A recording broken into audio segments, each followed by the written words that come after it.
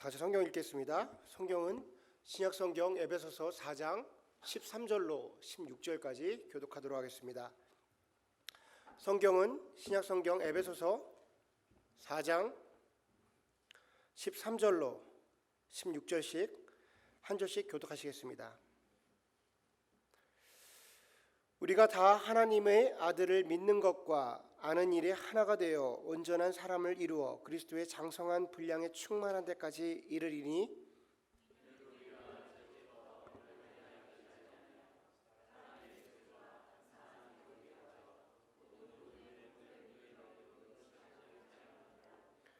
오직 사랑 안에서 참된 것을 하여 범사의 그에까지 자랄지라.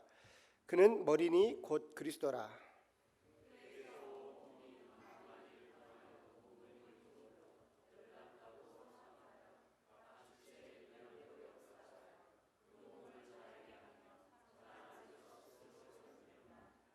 아멘. 오늘 저와 여러분이 나눌 말씀의 제목은 아이에서 장성한 어른으로라는 제목으로 말씀 나누도록 하겠습니다. 여러분께서는 자녀를 기르시면서 언제 나의 자녀가 좀 컸구나, 이제 많이 성장했구나, 이런 포인트를 어디서 느끼시나요? 어떤 분들은 아이들이 실제로 신체가 커져서 우리 아이가 많이 컸구나 느끼시는 분도 있을 것이고, 또 가끔가다 아이들끼리 하는 이야기를 뒤에서 듣고 있으면 아이들이 툭툭 내뱉는 이야기가 때로 우리 마음속에 이제 저 아이가 많이 컸구나 느끼는 분도 계실 거라고 생각합니다. 얼마 전에, 정말 며칠 전에 제가 우리 진우가 정말 많이 컸구나를 느낄 수 있는 어떤 그런 일이 있었어요. 제가 집에서 이렇게 있는데 진우가 자기 방에서, 자기 책상에서 수학 공부를 하고 있더라고요. 제가 뒤에서 얼핏 보니까 이제 곱셈을 하고 있는데 두 자릿수 곱셈과 세 자릿수 곱셈을 하는 거예요. 그러니까 100의 단위, 10의 단위 곱셈을 하고 있는 겁니다. 그러니까 진우가 지금 초등학교 3학년이니까 3학년 과정에서 지금 맞는 과정을 하고 있는 거예요. 그래서 제가 진우한테 그랬습니다. 야, 너 아빠랑 시합 한번 해볼래? 그랬어요. 시합 한번 해볼래? 라고 말을 했습니다. 아이가 흥미로워하는데 제가 속으로 사실 걱정을 좀 했어요. 이거를 내가 이겨버려야 되나?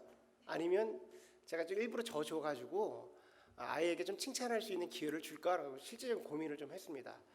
여러분들이 지금 결과를 예단하시고 저를 좀 이렇게 무시하는 지금 성향이 좀 얼굴 표정이 좀 나오고 있습니다. 제가 곱셈 전도의 저희 과거를 밝힐 수는 없지만 저는 공대생 출신입니다. 그 베르누이 정의에 입각한 유체역학을 공부하던 그런 학생이었어요. 곱셈 정도야. 제가 이것을 하려고 하니까 제 와이프도 좀 이렇게 재미가 있고 흥미로웠는지 본인도 참가를 하겠다. 그래서 자기는 세 자릿수의 곱셈을 하겠다. 그래서 이제 10문제를 풀기로 했습니다. 각각 곱셈 10문제씩을 풀기로 하고 시작을 했는데 결과가 의외의 결과가 나왔어요. 결과는 진우 1등, 엄마 2등, 아빠 꼴등. 결과가 처참했습니다. 심지어 진우는 10문제 푸는 걸 모르고 15문제를 풀었어요. 그럼에도 불구하고 제가 졌고, 저는 심지어 3문제를 틀리는, 곱셈 두 자릿수 3문제를 틀리는, 10문제에서 3문제를 틀리는 그런 일이 발생했습니다. 그때 제가 진우가 정말 많이 컸구나라는 생각이 들었어요. 근데 객관적으로 진우가요, 이제 많이 커서 저보다 잘하는 일들이 점점 많아지는 겁니다. 수학도 예전에 제가 가르쳐줬는데 이제 수학을 저보다 잘하고요. 수영도 제가 가르쳐줬었거든요. 근데 수영을 저보다 월등히 잘합니다. 그리고 제가 작년까지만 해도 영어를 가르쳐줬거든요. 근데 이제 저와 영어 하는 걸 좀 불편해해요. 저를 굉장히 배려해줍니다. 위로해주고 막 그래요. 이제는 많은 부분에서 앞으로 더 하겠죠. 점점 부모보다 더 잘하는 일이 생겼어요. 그러면 마음이 어떻죠? 만약 나와 상관없는 사람과의 경쟁에서 지속적으로 제가 지고 밀리고 패배하고 도태되면 기분이 좀 언짢을 수 있는데 진우에게는 그런 마음이 들지 않았습니다. 언짢은 거를 떠나서 되레 기쁘고요. 한편으로 마음에 고맙기까지 하더라고요. 왜 그러냐면 사랑하는 자녀이기 때문입니다. 내가 사랑하는 나의 자녀이기 때문에 그런 마음이 드는 거예요. 나보다 더 많은 것을 더 잘하기를 바라게 되는 겁니다. 그 어떤 부모도요, 자녀가 나보다 월등하게 거에 대해서 스트레스를 받는 부모가 없어요. 내 자녀가 나보다 더 좋은 대학을 나왔다고 스트레스 받는 부모가 없습니다. 그건 말이 안 되는 이야기겠죠. 여러분, 하나님이 우리를 지금 이렇게 바라보신다라는 거예요. 왜냐하면 하나님이 우리를 자녀 삼으셨기 때문입니다. 하나님께서 우리를 바라보시면서, 우리 자녀를 바라보시면서 더 성장하기를 바라시고, 더 일어나기를 원하시고, 더 깨우치기를 바라시는데, 성경에 보니까 그 모습이 그리스도의 장성한 분량에까지, 그 본인들 당신들의 모습까지, 요한복음 14장의 기준으로 말하면 나보다 더 큰 일을 이루기를 원하시는 것이 하나님이 우리를 바라보시면서 갖고 계신 하나님의 마음이라는 겁니다. 자녀이기 때문에 더 성장하기를 바라시는 거죠. 그리고 그런 우리를 바라보시면서 끝까지 지원해 주시고 기대하시며 기다리십니다. 지원하시고 기다리시고 기대하시는 거예요. 여러분, 성부, 성자, 성령의 하나님께서 천지를 창조하시고 아담과 하와를 만드십니다. 그리고 그들을요 자녀 삼으세요. 그리고 천지에 있는 모든 것을 다 허락해 주십니다. 그런데 단 한 가지, 선악을 알게 하는 나무의 열매를 먹지 말라라고 얘기를 하세요. 여러분, 하나님께서 아담과 하와가 선악과를 먹을지 알고 계셨을까요? 몰랐으셨을까요? 하나님은 모르셨습니다. 만약 하나님이 그것을 알고 계시면서도 선악과를 만드시거나 그 법을 주셨다면 하나님은 불의한 하나님이 되시는 거예요. 왜냐? 우리가 지킬 수도 없는 법을 주셨고 우리를 그것으로 죄인으로 만드시려고 하셨기 때문이에요. 하나님은요 그 과정을 알지 못하셨습니다.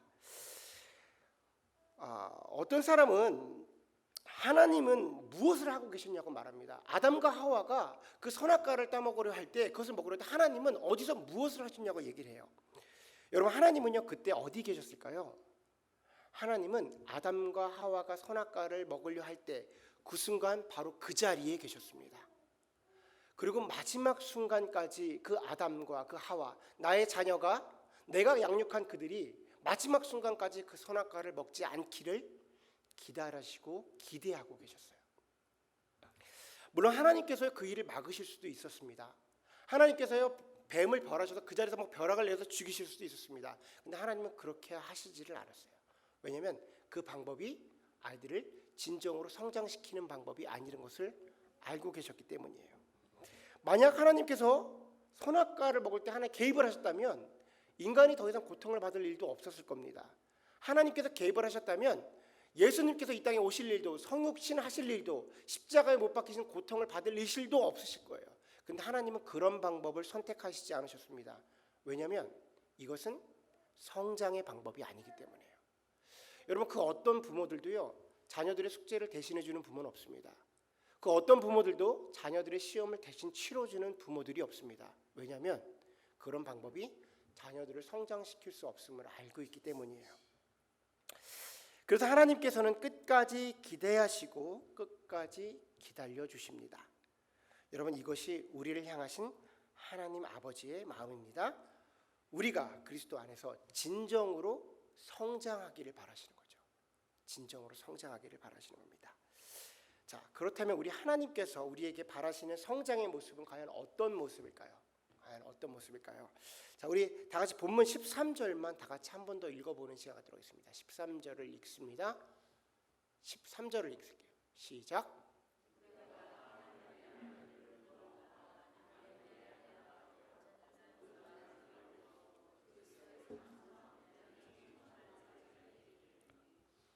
아멘. 하나님께서 우리에게 원하시는 성장의 모습을 단 한 가지로, 한 단어로 표현한다면, 그러니까 한 문장으로 표현한다면 그리스도의 장성의 분량이 충만한 데까지입니다.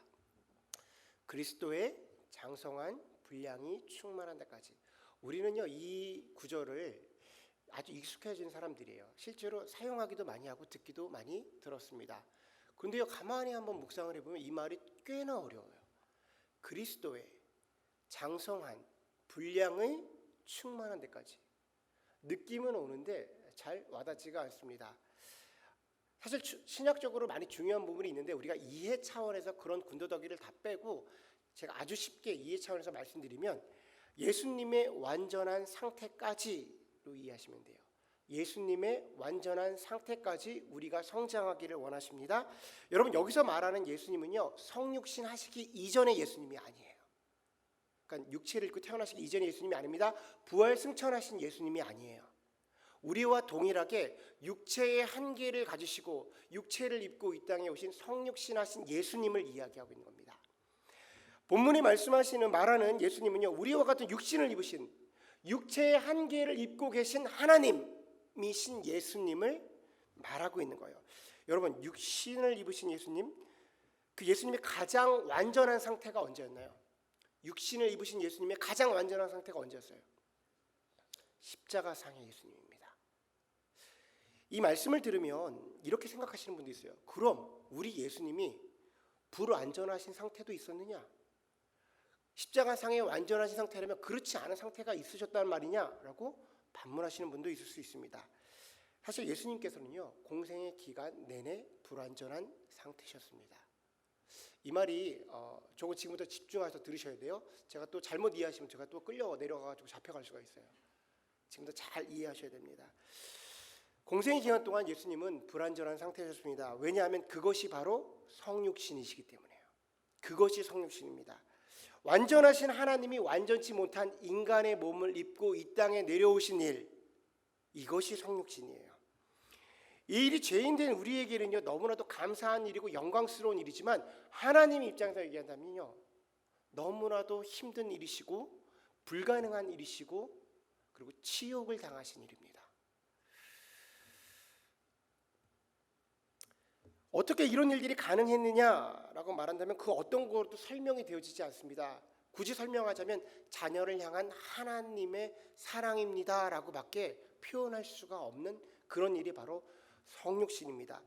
예수님은요, 완전하신 하나님이심과 동시에 완전하신 인간이에요.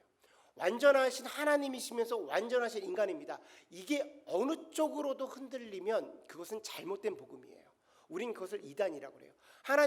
예수님은 하나님이십니다만 강조한다면 그것은 이단이고요. 예수님은 인간이셨습니다만 강조하는 것도 이단이 되는 거예요. 그러니까 온전하고 건강한 복음이 되어줄 수가 없는 거죠. 여러분, 예수님의 모습을 구체적으로 설명한 곳이 복음서예요. 우린 그것을 공간복음이라고 합니다. 마태, 마가, 누가복음을 공간복음이라고 그래요.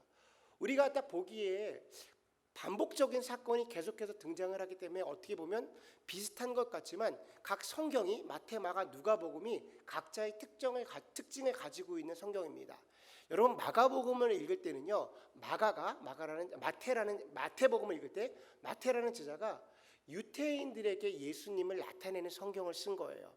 그러니까 마태복음에 나타난 예수님은 구약에 약속한 메시아 예수 그리스도입니다. 그러니까 왕으로 오신 예수님이에요. 그래서 마태복음을 보면요, 이런 표현들이 많아요. 이사야의 이야기가 많이 나오고요, 그러니까 예언들이 많이 나오고 예레미야의 이야기가 많이 나옵니다. 그래서 성경에 예수님께서 기적을 행하실 때마다 그 선지자들의 말씀을 이루려 하심이라라는 이야기가 계속해서 붙어요. 이것은 뭐냐면 그들이 믿고 있는, 주이시들이 믿고 있는, 너희가 기다리고 있는 메시아가 바로 예수 그리스도야를 나타내기 위해서 그렇게 쓴 겁니다. 마태복음은 처음 피면 뭐가 나와요? 족보가 나오죠. 족보가 나오면 거기에 아브라함과 다윗의 족보라, 후손들이 족보라라는 얘기 나와요. 이 말이 뭐냐면 다윗의 후손, 왕으로 오실 예수님을 나타냅니다. 너네가 지금 다윗의 후손 왕을 기다리고 있지? 그 왕이 예수 그리스도야를 나타내는 것이 마태복음이에요.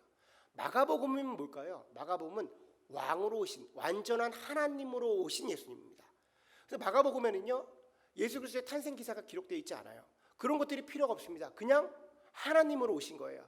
그래서 세례 요한에게 세례를 받자마자 바로 나가서 사역을 하십니다. 병자를 고치시고 귀신을 내어쫓는 일들이 막 발생해요. 그래서 마가복음을 보면 가장 많은 예수 그리스도의 기사가, 그러니까 기적 기사가 나타나는 것이 마가복음이에요. 누가복음은 뭐냐면 누가복음에는 완전한 인간으로 오신 예수님을 나타냅니다. 그래서 누가복음에는 예수님의 인성이 잘 나타나 있어요. 그 안에는 그러니까 예수님의 어린 시절, 12살 어린 시절의 기사가 적혀 있는 건 누가복음밖에 기록이 되지 않고요. 눈물을 흘리시는 예수님, 당시에 가장 연약했던 대상자였던 여성들에 대해서 나타나고요. 기도하시는 예수님의 모습이 나타나는 것이 누가복음이에요. 여러분, 누가복음에 보면요, 누가복음에 보면 광야에서 사단에게 시험을 받으시는 예수님의 모습이 나옵니다. 가만히 생각을 한번 해보세요. 광야에서 사단에게 시험을 당하시는 예수님의 모습을 나오는데 사단이 어떻게 예수님을 시험을 합니까? 우리는 그냥 성경을 쭉 읽다 보면 스토리상으로 읽으니까 그냥 그런 일들이 있었구나라고 생각하는데 가만히 조직적으로 생각을 해보세요. 구조상으로 생각해 보세요. 어떻게 사단이 하나님을 시험을 해요? 사단은요, 예수님이 태초 전에 창조하신 천사들 일부 중에 타락한 존재들입니다. 욥기를 보면요, 하나님께서요 다 천사들을 모르는데 사단을 불러서 거기 자리에 앉히세요. 이게 조직도예요. 하나님의 영역 안에 있는 것이 사단인데 사단이 나타나서 예수님을 시험을 해요. 왜 그럴까요? 육체의 한계를 갖고 있어요. 여러분, 이래서 하나님께서 성육신을 입은 것이 치욕이라고 말하는 거예요. 그것이 얼마나 대단한 일인지를 얘기하는 거예요. 제가 좀 극단적인 표현, 신학에서는 이런 표현 많이 하는데 좀 극단적으로 표현하면요, 우리가 강아지 기르잖아요. 강아지 사랑하시는 분들도 있고 애완견들이 많이 기르시는데 강아지를 사랑하면 우리가 어떻게 하죠? 강아지에게 이름을 붙여주지요. 식구라고 합니다. 그리고 가족처럼 인간처럼 대해주세요. 옷도 입히고 이름도 있고 밥 먹을 때 같이 밑에 밥도 주고. 근데 강아지가 아프면 어떻게 해요? 강아지가 아프면요 너무 안쓰러워서 막 죽을 써줍니다. 그리고 입으로 넣어주고 너무 뜨거우면 막 숟가락을 막 입으로 핥아가지고 주시는 분들도 있어요. 진짜 강아지 사랑하시는 분도 있고요. 아프면 밤새 병간호하면서 자기 옆에다 개를 재우시는 분들도 있어요. 근데 개가 너무나도 사랑해서 개를 너무나도 사랑하기 때문에 개가 되시는 분은 없습니다. 내가 개를요 사람처럼 대우해 주는 분들은 있어요. 개를 너무 사랑해서. 하지만 개가 너무 사랑해서 내가 개처럼 되는 사람은 없어요. 예수님이 이 땅에 오시면요 그런 거라는 거예요. 근데 예수님 뭐 하셨냐면 그 개를 위해서 죽으신 거예요. 피부적으로 이런 이야기를 듣기가 좀 부담스러울 수 있지만 신학적으로 구조를 정하자면 지금 예수님의 성육신이 그런 일들이랍니다. 예수님께서 그런 수치를 당하시고 내려오신 게 성육신이라는 거예요. 우리가 성육신에 대해서 사실 묵상을 좀 많이 해야 됩니다. 자, 지금 누가 누구를 시험합니까? 사단이 예수를 시험하는데 뭘 갖고 시험해요? 이게 아주 웃겨요. 뭘 갖고 시험해요? 육신의 안목, 육신의 정욕, 안목의 정욕, 이생의 자랑. 지금 누가 누구한테 뭘 갖고 지금 실험하는 거예요? 너무 굴욕을 당하시는 거예요. 예수님이 그거 다 만드신 거예요. 천지를 만드셨는데 와가지고 뭐라? 야, 떡으로 만들래? 너 한번 천장에 뛰어내려 볼래? 여러분, 그런데 성경은 그것을 뭐라고 하냐면 사단이 예수님을 유혹했다라고 기록합니다. 유혹되신 거예요. 왜? 육체를 입고 있기 때문에. 육체를 입기 때문에. 누가복음에 보면 예수님께서 습관을 쫓아 기도하러 가시더라. 예수님이 기도하실 때에 사람들을 피하여 기도하시더라. 조용히 자기의 시간을 가지러 기도하시더라라는 표현이 계속해서 반복해서 나와요. 여러분, 예수님이 하나님이시라고요. 그에게 기도하실 이유가 없습니다. 기도하실 필요가 없으신 분이에요. 그분이 하나님인데 왜 성경에서 그가 기도했다고 표현할까요? 우리 누가복음 22장 39절에서 46절을 한번 다 같이 한번 읽어볼게요. 39절에서 46절까지 우리 한 목소리로 읽습니다. 시작.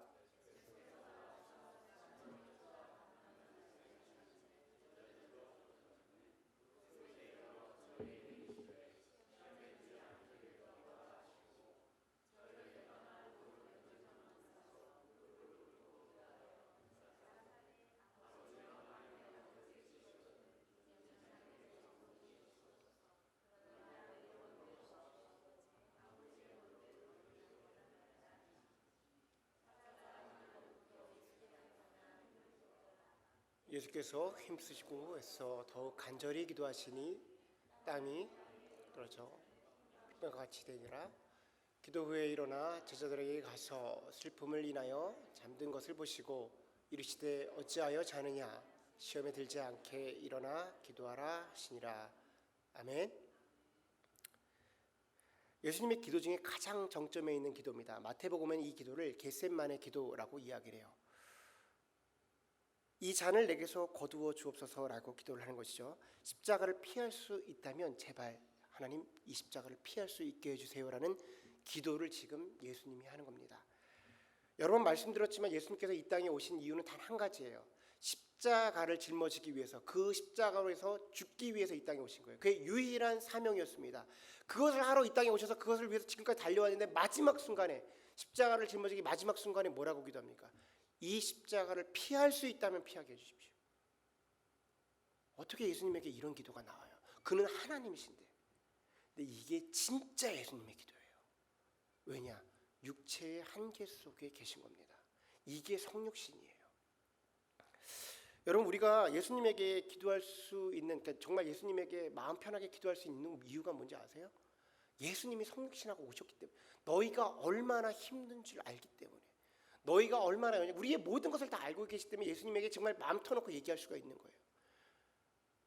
여러분, 예수님께서 기적을 행하실 때마다 그들을 긍휼히 여기사라는 표현이 있어요. 예수님은요, 우리들을 치유하실 이유가 없으셨습니다. 이 땅에 오셔서 병자들을 고치실 이유가 없으셨어요. 사역만 감당하고 가시면 그 모든 것들은 다 해결되는 것들이에요. 이 땅에서 고쳤다고 그가 안 죽는 것도 아니고 그가 영원히 사는 것도 아닌데, 그때마다 그들을 긍휼히 여기셔서 치유해 주셨어요. 이유가 뭐냐면 본인이 이 땅에 내려와 보니까 그들의 고통을 아시는 거예요. 그래서 그들을 긍휼히 여겼다는 거예요. 여러분, 기도하실 때 뭐라고 기도하시면요, 저를 긍휼히 여겨 주십시오라고 기도해요. 하나님, 저를 불쌍히 여겨 주십시오라고 기도해야 되는 거예요. 그때마다 하나님께서 더 강력한 우리를 향한 하나님의 응답이 있을 줄 믿습니다. 여러분, 예수님은요, 그런데 단 한 번도 무너지시지 않았어요. 분명한 한계를 갖고 계셨습니다. 그런데 단 한 번도 무너지지 않았어요. 그러면 우리는 뭐라고 말하면, 그거는 예수님이니까요, 예수님은 능력이 많으시고 하나님이시잖아요 라고 말하는데, 아니라니까요. 육체의 한계를 동일하게 우리와 함께 갖고 계셨는데 그 예수님은 단 한 번도 무너지시지 않았어요. 마지막 순간에 십자가를 짊어지는 것이 너무나도 힘들어서 진짜 그 땀방울이 핏방울이 될 때까지 기도하셨는데 무너지지 않았습니다. 왜냐? 예수님의 그 사역의 자리를 올려놓는 것, 마지막까지 그 한계를 뛰어넘게 하신 것이 무엇이에요? 기도였습니다. 기도. 예수님의 그 장성한 분량이, 예수님의 그 완전한 상태가 만약에 100이라고 한다면 성육신으로 인해서 80, 60, 40일지 어떤지 모르지만 그 부족분을 뭐로 채우셨냐면 기도로 채우셨단 말이에요.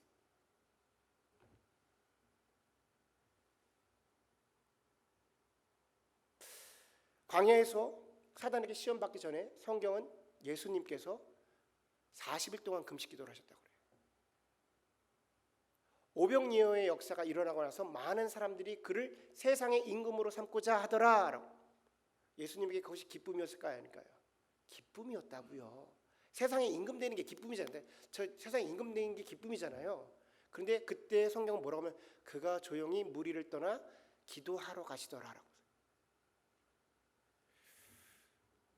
여러분, 예수님도 기도하셨습니다. 왜냐하면 기도가 없이는 안 되기 때문이에요.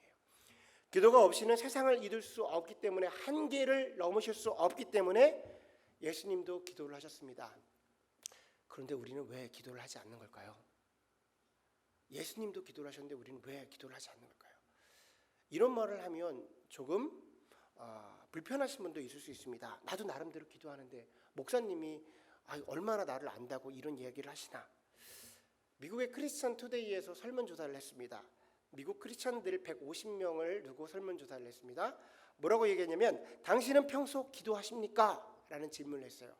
그 질문에 1500명 중에 88%가 저는 평상시에 기도를 합니다 라고 응답을 했고, 15% 정도가 저는 기도를 하지 않습니다 라고 했어요. 왜 크리스천인지 모르겠어요. 15%가 왜 크리스천인지 모르겠지만 88%가 일단 미국 크리스천들이 이제 기도를 합니다 라고 응답을 했어요. 자, 그 88%에게 어디서 기도를 합니까? 했더니 15%가 교회에 나아가서 기도를 합니다 라고 말하고, 그 중에 80%가 집에서 기도를 합니다. 나머지 5%는 공동체에서 모여서 따로 기도를 합니다 라고 응답을 했어요. 자, 그 사람들에게 기도 시간이 어떻게 됐냐고 물어봤더니 85%가, 그 사람 응답한 사람의 85%가 10분 미만의 기도를 한다고 합니다. 하루에 10분 미만의 기도. 자, 정리해서 말씀드릴게요. 통계입니다. 통계적으로 미국에 있는 크리스천들의 80%는 평균 하루에 10분이 안 되는 시간을 집에서 기도합니다.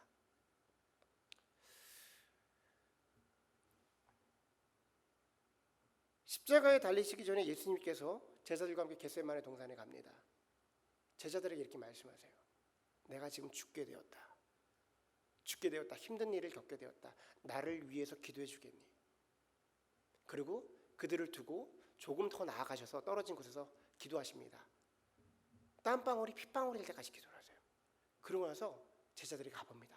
제자들이 자고 있어요. 안타깝게 생각합니다. 제자를 깨우십니다. 내가 지금 죽게 되었다.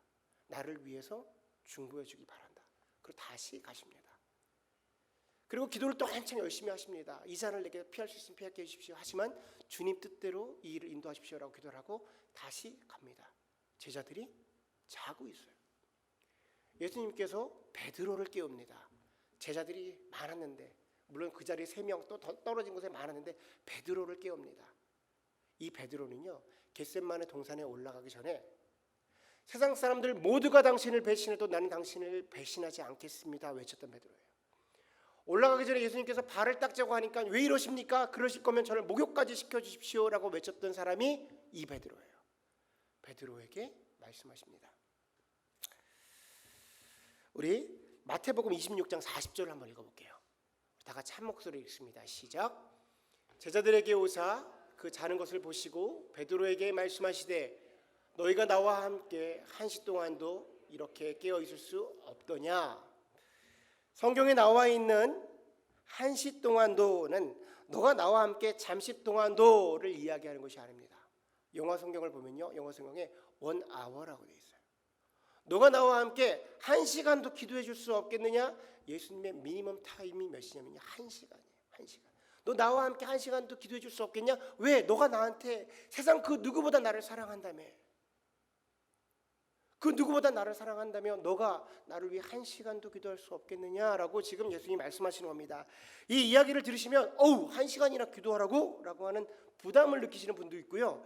왜 성경을 저런 식으로 해석하는지 모르겠다라고 말하시는 분도 있습니다. 꼭 기도가 그렇게 시간이 길어야지 그렇게 훌륭한 기도이냐, 좋은 기도냐, 단 1분을 드려도 좋은 기도가 될 수 있지 않느냐라고 말씀하시는 분도 있습니다. 그래요. 1분만 기도해도요, 2-3시간 기도한 것보다 강력한 기도를 드릴 수 있습니다. 그런데 그 1분을 드릴 수 있는 사람은 2-3시간의 기도 훈련을 받은 사람만 할 수가 있어요. 우리가 본문을 보면요, 그리스도의 장성한 분량에 다다르면 이라게 되어 있어요. 그리스도의 장성한 분량에 다다르면, 우리 본문 한번 보실게요.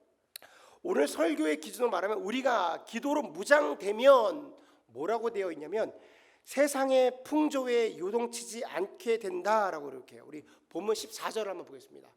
다 같이 본문 14절 읽습니다. 시작. 이는 우리가 이제부터 어린아이가 되지 아니하여 사람의 괴술과 간사한 유혹에 빠져 모든 교훈의 풍조에 밀려 요동치지 않게 하려 함이라.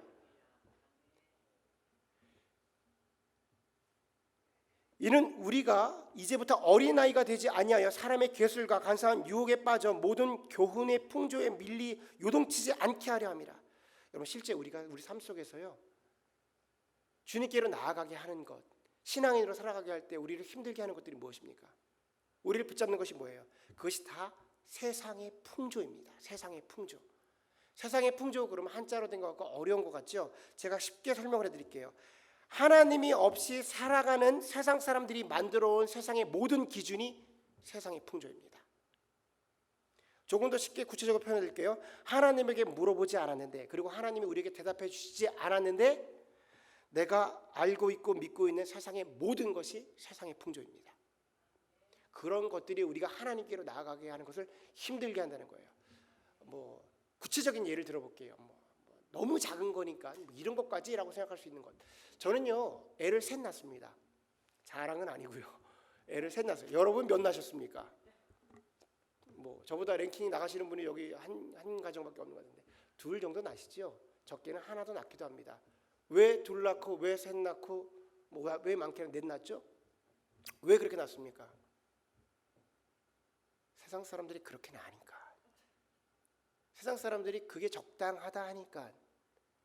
그리고 내가 보니까 한 2 정도는 나의 능력으로 어떻게 아이들을 책임질 수 있을 것 같으니까. 혹시 예수님에게 물어보고 피임하고 다 끊으신 분, 문 닫으신 분 계세요? 아니죠. 이러다 큰일 나겠다 싶어가지고 문 닫으신 분 아니시죠? 세상 풍조, 세상 풍조. 아주 작은 얘기를 했어요. 아주 작은 얘기. 여러분, 애 셋 낳고 둘 낳는 게 잘못됐다는 얘기를 하는 것이 아니라 우리가 예수님에게 물어보지 않고 하나님에게 물어보지 않고 하는 것들 그냥 뭐 그런 거지. 우리 안에 그냥 들어와 있는 거, 어느 순간부터 그냥 우리가 그렇게 믿고 있는 것들이 세상의 풍조라고 이야기하는 겁니다.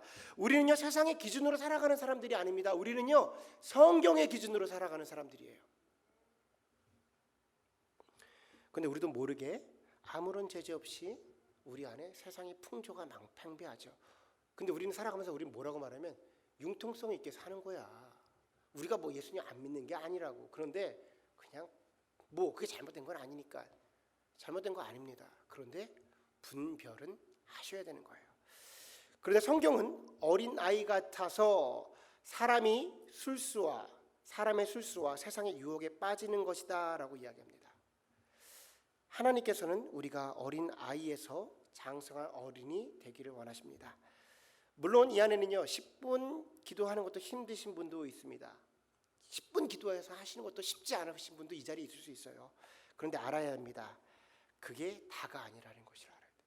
지금 10분만 기도하셔도 충분하신 분들도 있어요. 그거 도저히 할 수 없어. 근데 알고 계셔야 할 건 뭐냐면 그게 다는 아니라는 거예요. 어린 아이일 수는 있지만, 이제 막 시작해서 어린 아이일 수 있지만 언제까지 어린 아이일 수는 없는 겁니다. 예수 믿은 지 5년, 10년, 20년이 되었는데도 어린 아이면 곤란한 거예요. 성경은 성도의 성장을 기도 외에 다른 방법을 제시해 준 적이 없습니다. 성경을 많이 알면 성장할 것 같고 하나님을 잘 알 것 같잖아요. 성경을 많이 읽으셔도요, 기도로 풀어내지 못하면 머리만 커지는 거예요. 설교를 많이 듣고 이것저것 좋은 은혜의 말씀을 들으면 내가 성장할 것 같잖아요. 근데 기도의 자리에 나가서 토해내지 못하면요, 머리만 커지는 거예요. 설교 시간에 앉아가지고 내가 다 아는 얘기인데, 저거 나 아는데 뭐 저렇게 해석하셔야 되나? 기도를 하지 않으면요, 이 안에가 메말르기 때문에 성장이 없습니다. 제가 얼마 전에 만났던 친구가 있는데 전도를 하는 거죠. 전도를 하기 전에 나의 본색을 드러내기 전에 그 사람을 막 상담을 하는데 이런 얘기를 해요. 형 저한테 이렇게 말합니다. 형, 제가 지금 다니고 있는 교회를 있는데 그 다니고 있는 교회를 내가 나가지 못하겠어요. 왜? 교회를 좀 나가는데 우리 담임 목사님이 나한테 성경 공부를 하재요. 그래. 그래서 가만히 있었어. 제가 주일학교부터 교회를 계속 와가지고 중고등학교, 대학교까지 와가지고 그렇게 성경을 읽었는데 저한테 성경 공부를 하십니다. 제가 그 교회가 참 부담스럽네요. 그래요. 내가 다 알고 있다라는 거예요. 그러니까 그 사람의 얘기는, 그분이, 그 목사님이 나이가 굉장히 많으신 은퇴하기 직전의 목사님이 성경 공부를 하자고 제안을 하셨겠지. 그랬더니 내가 다 알고 있는데 성경 공부를 하자는 거예요. 제가 깜짝 놀랐어요. 솔직히 제 마음속에 무슨 생각을 했었냐면, 야, 너가 뭘 알아? 나도 목사인 나도 몰라서 성경 공부를 하고 있는데 너가 뭘 알아서 교회를 안 나갔다고 그러는 거야. 물론 그 자리에서 말은 못했죠. 여러분, 기도로 풀어내지 못하잖아요. 머리가 계속해서 커집니다. 우리 마음이 계속 계속 메말라져요. 기도의 자리에 나가셔야 됩니다. 여러분, 예수님께서도 기도하셨습니다. 기도 없이 십자가를 감당할 수 없으니까 기도하셨던 거예요. 누구든지 나의 제자가 되려면 자기 자신을 부인하고 각자의 십자가를 짊어지고 나를 따르라라고 말했어요. 기도의 시간에 1시간 자리에 한번 앉아보십시오. 기도 자리에 1시간 동안 앉아 있어 보세요. 쉽지 않게 앉아 계시면요, 내 자신을 부인하는 역사가 일어나게 됩니다. 놀라운 역사를 보게 되실 거예요. 와, 이게 무엇인가? 내 자신을 그 자체가 내 자신을 부인하는 거예요. 여러분, 우리의 삶이 바쁩니다. 분주해요. 짬내기가 쉽지가 않죠. 근데 1시간 한번 들여보세요. 그러면 우리 삶 가운데에 나도 모르게 조용히 내 자리 가운데 들어와서 자리 잡고 있는 것들을 거부하게 돼요. 그렇게 될 수밖에 없어요. 인터넷에서 자유로워집니다. SNS 자유로워지고, 게임, 쇼핑, 쾌락, 음란, 다 음주. 1시간을 한번 빼서 하나님께 드려보세요. 그거 할 시간이 없어요. 하지 말라는 이야기 아닙니다. 과해질 수가 없다고요. 1시간도 드리면서 이것도 과하게 하잖아요. 그러면 마땅히 해야 할 일들을 못하게 돼요. 우리 삶이 그렇게 바쁩니다. 1시간 들어가서 앉아 있어 보십시오. 우리가요, 인터넷으로부터, 드라마로부터, 세상의 쾌락으로부터 자유로워집니다. 그것이 내 자신을 부인하는 일들이 되는 거예요. 제가 권면합니다. 삶 속에서 1시간 정도를 확보하십시오. 잘 들으셔야 돼요. 확보하셔서 교회에 나와서 기도하시기 바랍니다. 아무 때나 상관없어요. 그런데 자기의 시간을 확보하셔야 됩니다. 짬나는 시간에 안 됩니다. 집에서 힘드십니다. 만약에 내가 예전에 2-3시간씩 기도하신 분이면 괜찮아요. 1시간 정도 줄여서 집에서 하실 수 있어요. 나머지 분들 아니시라면 교회에 나오셔서 기도하셔야 될 겁니다. 집에서요. 설교가 좀 엇나가는데 저희 어머니가 제가 목사가 되고 나서 선물을 하나 해주셨어요. 선물이 뭐냐면 기도의 방석이다 그러면서 이렇게 두툼한 걸 주셨어요. 기도의 방석이 아주 두툼해. 왜냐면 기도하다 보면 무릎이 너무 아플 거니까 기도의 방석을 주셨어. 제가 그 마법의 방석에 30분 이상 앉아보지 못했어요. 집에 있거든요. 방을 다 닫아놓고도 해보기도 하고 불을 꺼보기도 하고 별의별 것 안 됩니다. 집에서. 여러분 여러 가지가 분주하세요. 시간을 내셔서 교회에 나오셔야 합니다. 시간을 확보하셔야 돼요. 하나님께 약속하셔야 되고요. 그 기도를 하십시오.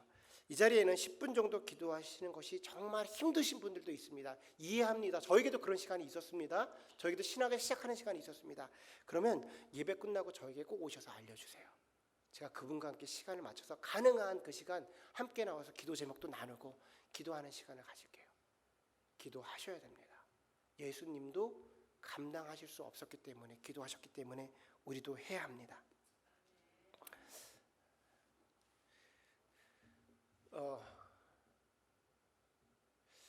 제가 갑자기 떠오르는 게 있는데 여러분 배고프신가요? 예화를 좀 하나 드릴게요. 제가 중학교 때요. 중학교 1학년 때부터 3학년까지 유도 선수 생활을 했어요. 진짜 유도 선수였습니다. 제가 가지고 있는 단증은 무공인 3단입니다. 무공인 3단. 그 누구도 나를 공인한 적이 없어요. 하지만 저는 3단입니다. 왜냐하면 선수들은 단증을 따러 가지 않기 때문에 블랙벨트를 다 갖고 있죠. 정말 무공인 3단이었습니다. 체구가 아주 작은 사람이었어요. 제 체급이 44kg 미만 최저급이었어요. 저희 학교가 어떤 학교였냐면 인천에 이제 선인중학교라는 이제 유도 명문이었는데 이 학교의 구조가 제물포역 앞에 있는데 제물포역에서 저희 교문까지 가는 데가 한 2분에서 3분 정도 걸립니다. 교문에서 저희 학교까지 올라가는데 15분 걸려요. 교문에서 저희 학교까지 가는데 15분이고 전철역에서 우리 학교 교문까지 가는데 2분이에요. 그런데 아주 산을 타야 돼. 아주 높아요. 그래서 하복을 입고 교복을 입고 하복 같은 거 입으면 땀이 흠뻑 젖죠.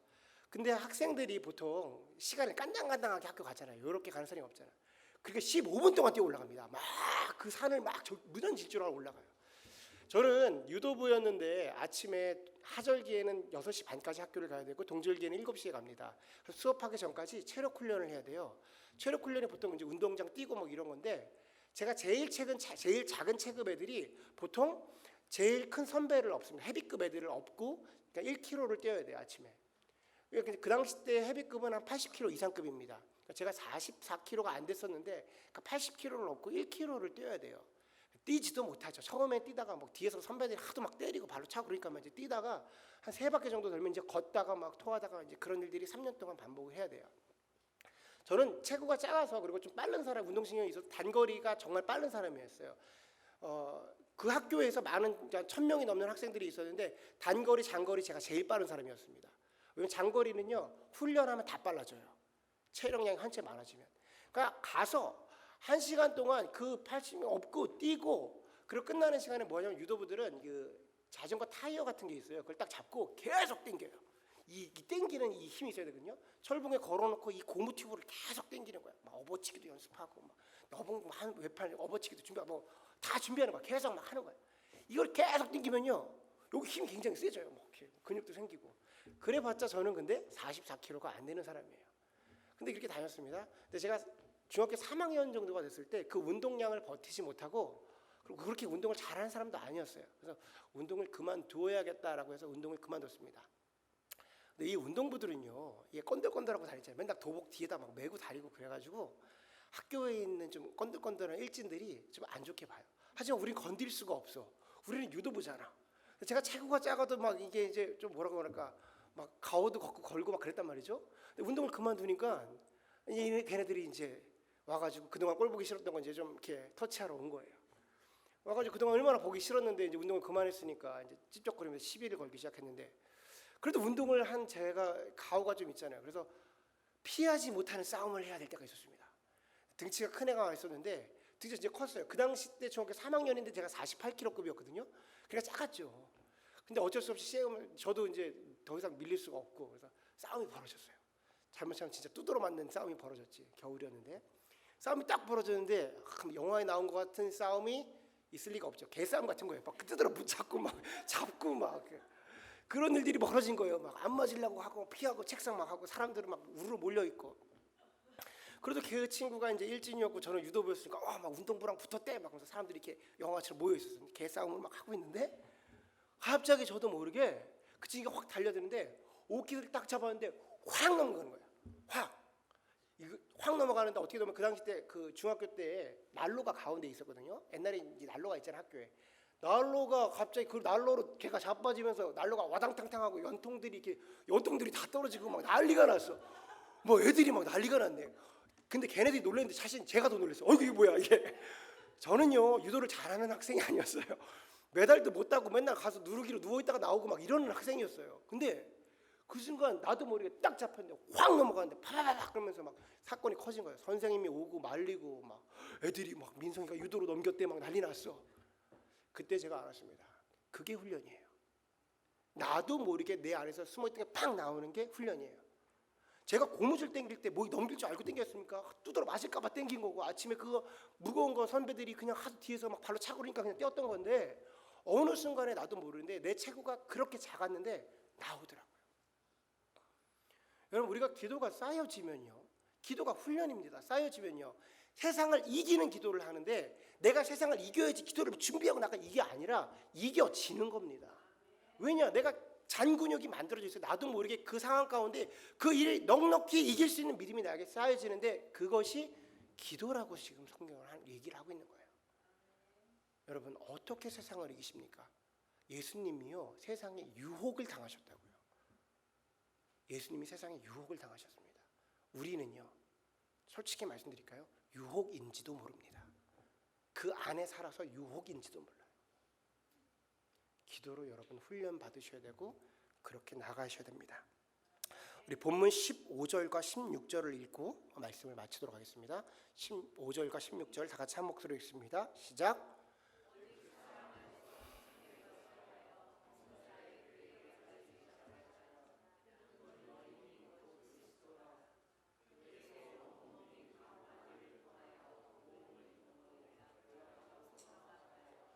지체의 분량대로 역사하여 그 몸을 자라게 하며 사랑 안에서 스스로 세우느니라. 아멘. 바울이 지금 무슨 얘기를 하냐면 교회 얘기를 하고 있는 겁니다. 교회가 이렇게 세워지는 거야. 교회가 성도가 세워지고 그 성도들이 기도로 뭉쳐진 그리스도의 장성한 분량에 다다르는 성도들이 모여지고 그 모여진 사람들을 교회의 몸된 그리스도, 교회의 머리된 그리스도와 함께 교회라 일컬음을 받는 겁니다. 기도로 성도가 성장해야 건강한 교회가 됩니다. 그리스도의 몸된 교회가 그 머리이신 예수 그리스도로, 그 안에 사랑으로 모든 마디마디가 기관이 유기적으로 움직여 사랑으로 스스로 세워지는 겁니다. 바라기는 우리 참좋은교회가 기도로 성장하고 기도로 세워지는 건강한 교회가 되기를 주님의 이름으로 소원합니다. 아멘. 우리 시간에 다 같이 한번 찬양 부르면서 기도하실 때에 주님 다시 한번 다짐해 봅니다. 다시 한번 기도의 자리를 지키겠습니다. 주님께로 가까이 가겠습니다. 우리 마음으로 주님께 기도하는, 찬양하고 또 기도하는 시간 갖도록 하겠습니다.